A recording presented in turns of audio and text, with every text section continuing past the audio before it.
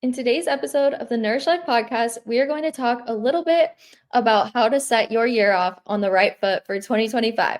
We're going to talk about why most New Year's resolutions fail and how to make sure that yours don't. So, we'll give you some really good actionable takeaways for that, how to set up new habits, how to set up your goals, and then I'm going to share what my New Year's resolutions are. Ange will share hers and give you some inspiration for yours. And then at the end, we'll talk about what we have in store for season 3. We're super excited to get this season going. And so we're just going to give you a little sneak peek on what you have to look forward to this season.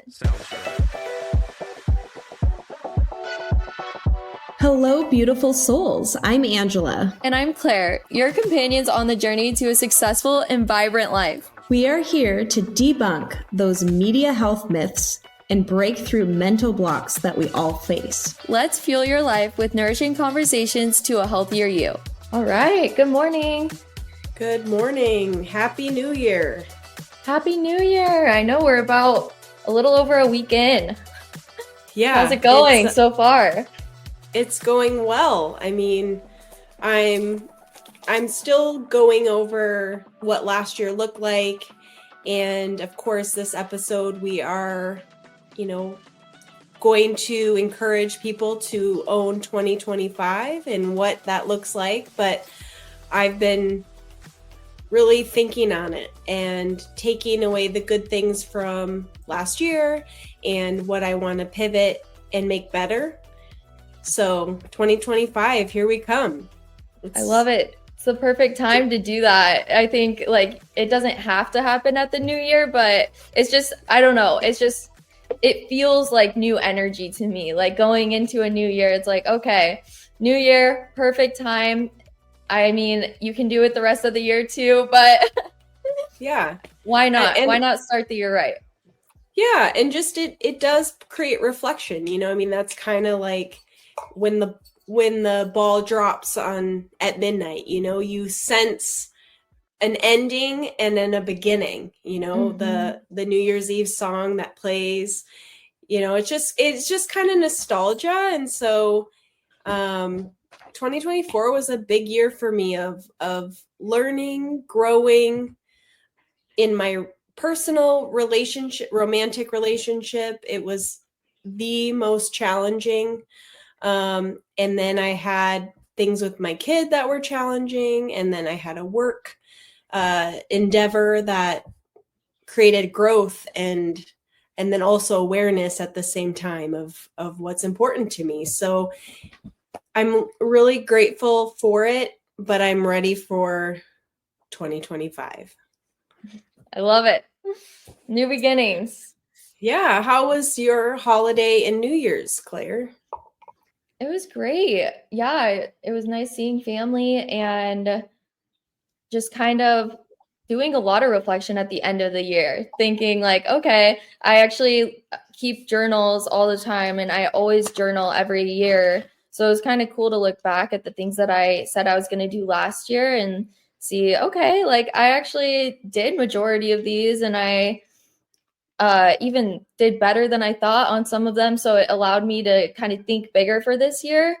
Because when you look at the grand scheme of things, a year is a lot of time to get a lot done. And I think that it's easy for me to get afraid of setting big goals because I don't know if I'll reach them. But this year, I'm just like, I'm going to shoot for the stars. And then if I depending on where I land, I'll be okay with that. So it was kind of exciting to sit down. I actually used ChatGPT a lot when I was writing my goals. So I highly recommend people to do that. There's actually these 10 questions that you can ask ChatGPT and they help you to just kind of brainstorm. So I kind of laid out, these are the goals that I'm thinking. Can you help me brainstorm the action steps that it would take to make these happen? And is there any other goals that I should add when you know so much about me? Like ChatGPT, I use it a lot for different things, just, optimizing my life basically, because why wouldn't you utilize a tool like that? So I've been using it a lot. And so it gave me some really, really good ideas with really clear action steps on how to achieve each of my goals. And so that was just so much fun for me to do. Yeah, you shared a little bit about that, and I do need to dabble in it and try it and see what it rolls out for me. Yeah. Well, cool, Claire. Well, I mean, no better way than to just dive into exactly what we've been talking about. And let's do it. All right. I think you said that you have a funny quote that you've heard before. Yeah, I thought, why not add it? Of course, we live it differently, but it is funny because it does put in perspective. But I had heard a long time ago that it said, "May your troubles last as long as your New Year's resolutions." And I don't know who said it, but it made me chuckle because, everyone starts out strong and we just fizzle. And so, of course, you don't want your troubles to last, but we want our goals to last, and we want to stick to them, and we want to make them obtainable. And then, like you said, Claire, you want to have the big goals. Like, you want those intimidating, scary, what if I don't make them goals, because that is what pushes us to know what's possible. And maybe it's, delayed a little bit more than what you hoped for, but you still keeping it, you're still keeping that alive. Exactly. So, And that's why the new year is such a good time to say, okay, what did I not achieve? What did I achieve? And then are these still even in the pipeline for me? Because maybe there's goals that you set that are so irrelevant now. That's what I found is like, okay, well, that's not even relevant anymore. A lot can change in a year, although it flies by, but there's so much that goes on. And I think that's part of why it flies by. So I found this statistic. So 80% of New Year's resolutions fail by February. Yeah. I mean, It's the gym speaks for itself, as it's loaded with people on the front end. And then as January is ending, you're like, oh, everything's available again. Yep. It's crazy. So a lot of the reason of why most resolutions fail, though, is because there's unrealistic goals and then a lack of systems to actually accomplish them. So you think like, oh, I want to do this, but then you don't really think about the how and the like, what are you going to actually do every day to make that happen? And so I definitely want to touch on that. Yeah. What are the action steps that's going to make that happen? What are these little habits? And then also doing a shift of like, it's not about doing everything perfect. It's about consistency.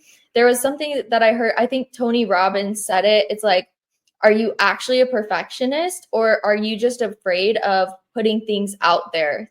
Like, is that a fear that you have of doing something specific or putting things out there? It's like, you can just have it not like be exactly perfect and still do something that's going to get you towards your goals, and just stay consistent with those things that are going to get you closer to those goals, but being realistic. So and I was going to say, we've talked even just in like setting those healthy goal, like food goals, fitness goals, you and I've tapped in on, what's the plan of action? How am I going to do that? How am I going to set myself up for success? And those tools can be applied in the big goals that we want to set for ourselves, in the month, in the year, whatever that looks like. And creating that plan is so important to be successful. Absolutely. So yeah, a big thing that you can think of is like a mindset shift of, okay, I'm going to have these goals in mind, but my resolutions are really about what are the nourishing daily habits that are going to the theme of the podcast, right? Like, what are the nourishing daily habits that you're actually going to enjoy and are really small things that are actually doable for you? So, a big thing, reflection. So we talked about that. So even just journaling, okay, what didn't work last year? Like, what are the habits that did not get me closer to my goals? And one way that I look at it is like, what are those habits that I want to leave in 2024? I know we're halfway through January now, but you can still do this. I mean, we're still at the beginning of the year. Like, what are those habits that you can just say goodbye to? Like, what are your non-negotiables of I'm not bringing that energy, whatever it is, whether it's sleeping through your alarm a lot, maybe set, okay, I'm leaving that behind. I'm not going to do that. Or skipping the gym, or indulging a little bit too much in nutrition. I mean, we're coming out of the holidays. This is a really hard time for people because you are around a lot of things that you don't generally have in your nutrition. And it's really easy to bring that into the new year because sugar is the most addictive drug. Right. And so you're around pies and cookies. Yeah. And it's just easy because you're socializing, but it's how do you reset, reset. Again, it's not everything's a no, but it's scaling it back and rebooting. Exactly. So I really like doing that, just seeing like, okay, these are the things that I definitely don't want to do, but think of the things that you want to bring into it. What are some new habits that you weren't doing that you think that would be really helpful for you, maybe towards your goals or maybe just for you to feel good? So highly recommend starting with that, and then just remembering that it's the small things that lead to big results. Like when I'm working with patients, it's crazy when people are making really actually sustainable changes, because I can see it. They think that they're just doing this really small thing, and they don't think about it too much because they're like, well, yeah, I could do this for the rest of my life. All I'm doing is cutting out dessert every other day and doing blah, blah, blah, and whatever, so on and so forth. Like one patient that really stands out to me, she hasn't made any big changes. So every time we meet, it's just, okay, it's basically the same thing every time. We're going to continue to do this really small thing. It's very doable. She doesn't like setting any big goals. She likes to just focus on one thing at a time.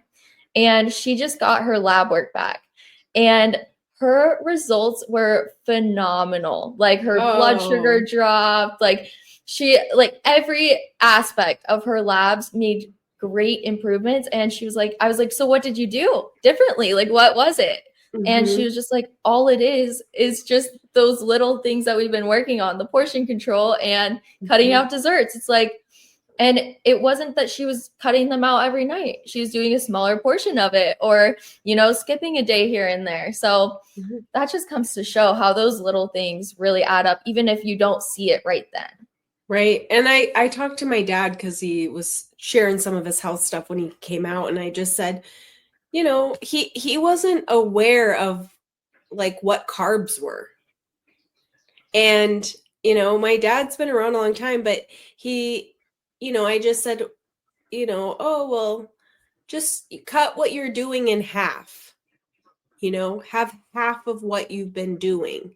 And I bet you'll see some results. And then as we got to chatting, it was just, he didn't understand, like, he's like, well, I have this, this, and this. I'm like, yeah, well, Dad, those are still carbs.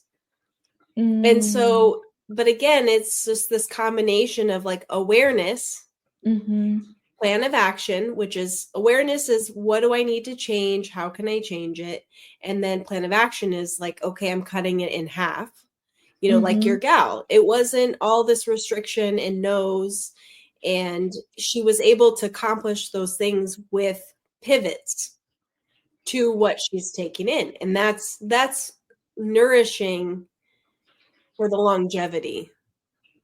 Absolutely. I think you touch on a really important thing, is the awareness. So a big part of why I like to do this at the beginning of the year is because if I don't take the time to reflect, like sometimes life gets crazy, right? And sometimes the first thing to go is my reflection time, because it's not something that is a necessity in the moment. It's a commitment to yourself, and we're so quick to break commitments to ourselves.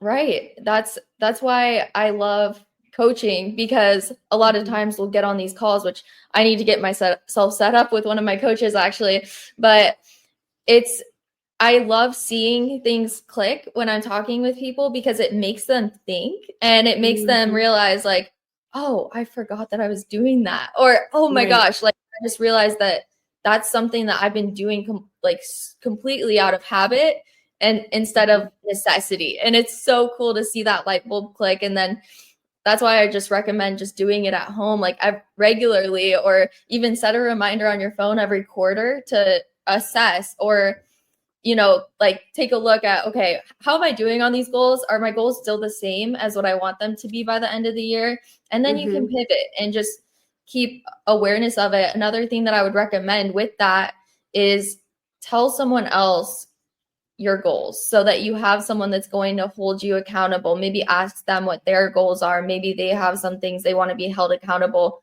and then have check-ins with them. Like me and one of my friends, we committed to every Tuesday, we're going to have a check-in on our New Year's goals and the habits that we said that we were going to have in place. Just a quick, we're doing a walk and talk. So we're going to do a phone call while we're on a walk. I'm just going to do it on my walking pad in here, just so it's breaking up my work day. And then we're just going to say, okay, are you still doing these habits? Are you going to continue focusing on these? Where are you at? And I think that that's just really going to keep me on track if I know that, all right, that call's coming up on Tuesday, so I better see it. And I feel like everyone in their life has someone like that they could go to. Absolutely. And I'm going to add to that, because I was chatting with a girlfriend, and she's like, oh, I've just not been working out and doing my thing. And she's in a relationship that's long distance. And in addition to that, she's also traveling for work. And so the combination of her not being in her home environment has pivoted, but she's getting ready to move with the boyfriend. So, I just said to her, I was like, communicate to him. This is what I want to do in the mornings when I get up before I go to work. And that means that's going to change how they interact. Maybe they're not going to sit and have coffee and chit chat. She's going to get into her workout. And so I encouraged her with those people that are closest to you. And, whether it's even just communicating to your kids, like, hey, mom's going to do this workout, or to your other half, like, this is something that's valuable to me and I really want to do this. It allows them to support. If we don't communicate, how can they support us? And so, you have your setup with your girlfriend. That's your accountability every week to get them done. And it's just the verbal, it's the communication that's going to also help build you to have a good platform to keep doing what you want to do for whatever said goal. Even if it's going out to dinner, hey, socializing, maybe you pivot with you have people come over and you change the environment so that you can control how the food is cooked, and that you're not always going out to socialize, or you choose to just meet up for coffee because that's not as many calories as to like a full-blown meal at a restaurant. Whatever those communications need to be in order to set yourself up for success. And when you have great people around you, they can support your goals. That's such a good point. And oh my gosh, it's so good to like reevaluate even the people that you're surrounding yourself with, I think, at this time of year, because once you are setting those boundaries with people, or you're saying, hey, these are the things that I want to accomplish, are they going to support you in that? That is very, very telling. If these people are going to like get uncomfortable by you coming to them with that, if they're getting uncomfortable with it, that's probably a good sign that they're maybe a friend that you could leave behind in 2024. If they're wanting to maybe continue habits too much that are things that are taking you away from your goals, or just not lighting you up, making you feel good, it's like such a good time to just assess and see, hey, these are the things that I want to do. Are you with me or against me? See who's on the same page. I think that's a really good point to bring up. Yeah. And they don't have to have your same goals, but if they support you and respect that, that's the win, because that's what you want. Absolutely. So I love that.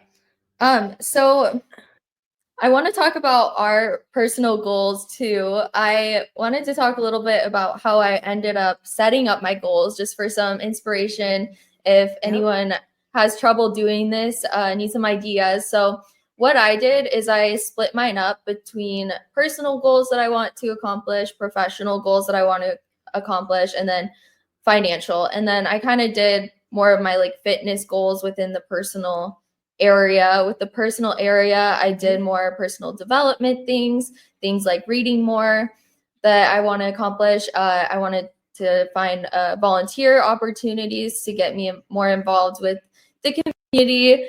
And then I just had different like little habits here and there that I know that I want to continue doing, like my daily meditations, my journaling and reflection, staying consistent with the gym, just all of those things all bundled up. And then after I did that, so for each one, I would write down what that goal is and make it specific as well. And then I would put what are the habits that are going to help me accomplish this, and kind of the habits and action steps. So what are the things that I can do every day to stay on track with this? And then after I did the personal, I went ahead and did all of my professional goals. So I put in how much money I want to make this year. I put in how much of my student debt that I want to pay off. You know, that's still dangling over me. How much of my car, all of those things. And then how much I want to save for a down payment on my house. And then I guess that kind of includes my financial. I think my financial ones were separate with the how much money I want to make. But I also said, like, in the professional, like, how do I want to show up for this company? How do I want to show up for myself? And what do I want to accomplish professionally? So it was kind of fun. And then for each one, just what are the habits? Like, what are the things that are going to take me there? And I made it really, really clear. And I had ChatGPT help me with this, by the way. So I didn't do it all on my own, but you always can do it on your own. But I highly recommend using that tool. But Ange, did you write yours down? Have you thought about yours? Yeah, like you, I put into categories. So I have personal goals. So that under that one for me is also like, what do I want my business to look like? What do I want the podcast to look like? And just some personal development, continue on with therapy. What do I want out of that? Making sure I'm staying on track with the intention. And then my active goals. I want to be outside more. I mean, that's been a big thing for me, and not just in the running community. I want to be hiking. I want to go on walks. I want to try new things. I easily fall into a routine. And for me, being active is moving. So what other fun things can I do that's going to move me? And I did pickleball for the first time. And I messaged my dad that's local here. And I just said, all right, I want to do this with you. We've talked about it, but I'm putting it down because that connection time has also so much more meaning behind it, spending it with my dad. So that's something on the books for my active goals. And then my money goals is, Roth IRA. I have that, and I want to put in the max amount, which is $7,000. So it feels a little big, but without having the doodle money that has helped contribute to that, it's different. So this year it is going to push me and challenge me, but it's possible because I spent $7,000 in dental work. So that was out of pocket, unexpected, I did it. So, and there wasn't a litter of puppies that helped, bridge the gap. So I thought, all right, I can do this. And so that is big for me. And then just some more investments in some of the crypto, that my brother has recommended. So it's not a lot of money in that space, but it is something. So, but yeah, within those, I need to lean into a little bit more clarity, like breaking down what I'm going to set aside monthly to obtain that, and pivot some of my other spendings and just, scale back a little here and then to roll it over in this. So, being specific is going to help me get that. And so that's my next tier of my goal setting.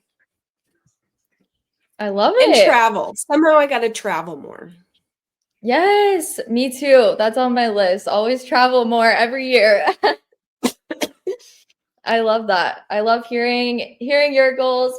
Hopefully people can get some inspiration of some different goals that they can start thinking about too. But heading into this new season, I'm so grateful and happy to be back in this space with you. I just feel like it's such a good way to keep thinking big and share as much information as possible. If our listeners, I would love it if you would reach out and let us know what topics you want to hear this season, because we have a few in the pipeline, which we'll touch on today. But please let us know if there's specific things that you want to hear, because this is for you all. And I want this to be really valuable for you. But Ange, what do you have up for our next episode? Yeah, I'm going to talk about, the title is like, Don't Forget About Me. And it's where we lose ourselves in, whether it's work, relationship, friendships, just how to get ourselves back. And, the saying is put your mask on first before putting on others. And just kind of rebooting, because this is another piece of making sure goals are met, making sure we're sticking to, loving ourselves enough to put ourselves first and being okay with that. So that's what's on next week's episode. And then Claire, I know you've got number 3.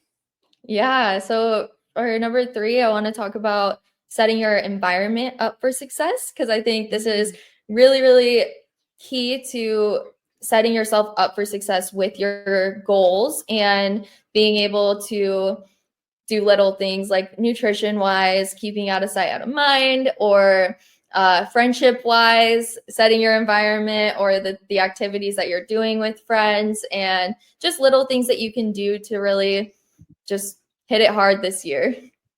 And a couple other things that I want to talk about later on in the season is things like what your doctor doesn't tell you. So since I work with providers, I learned so much that are more into the preventative care instead of just the treatment aspect. And so I want to share just what I've learned throughout that, and maybe some different labs that your doctor doesn't have you get that you probably should get and be aware of. So different things like that. And since we've been working so much about in the longevity space and kind of pivoting our business to be full on longevity, I want to talk about just some of the ways to live longer, live healthier, increase your actual healthy years of life. I say live longer. People are like, I don't want to live a long time, but I'm like, you want to live more independently for longer, and you want to live stronger to an older age and things like that. So I want to touch on a few of those different things.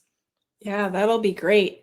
And I know we have some guests in the pipeline, and we're solidifying those and how to pair them with some of our cool topics that we have in store. So that'll be fun when we iron all that out, because it's fun to have a guest on. And maybe this season we'll have more than one. It's been all of a sudden it's like, oh, we're wrapping up the season and we've only had one guest on. But it's always a joy to hear from other people, learn from other people, and get perspective. So Claire and I are going to powwow, and maybe this year, Claire, we will go do an activity and podcast as we do it. Yes, we've been talking about it, but it has been different seasons for us. But hey, 2025 goal. I love that. Let's add it to the list. Yep. And now we're saying it on here, so that means accountability. We have to do it. Yes. Yeah. And then I wanted to chat about the different workout apps. There's a lot out there, or a handful to choose from, different means to get in ideas and have it set up for you so you can just show up. And I've talked a lot about the Peloton app, and I want to kind of dive a little bit more into that one. Claire, you've mentioned one to me, and I think it's good to pass on to our listeners and give them an opportunity to just show up and have it laid out. I love that. Great. Yeah, this was a good one. Yeah, so two last things. We have to do our classics. We're definitely bringing them into 2025. And what's your actionable action? Yes, I am going to read my goals weekly. I want to make sure that I stay accountable to myself. I want to be reminded of them. And if they're out of sight, they're out of mind. And even if that goal takes a little bit longer to get to, it's just being constant in that space of like, I've got this. I love that. And clarification. My clarification is that New Year's resolutions don't have to end in January. They can continue throughout the year, and they can really work throughout the year. You just have to put your mind to it. Amen. So good. I'm excited. Right. We have so many good things in store, and it'll be fun to look back at them and cheer each other on throughout the year. I love it. Well, I'm looking forward to it, and we will see you all in episode 2. Yes, next time.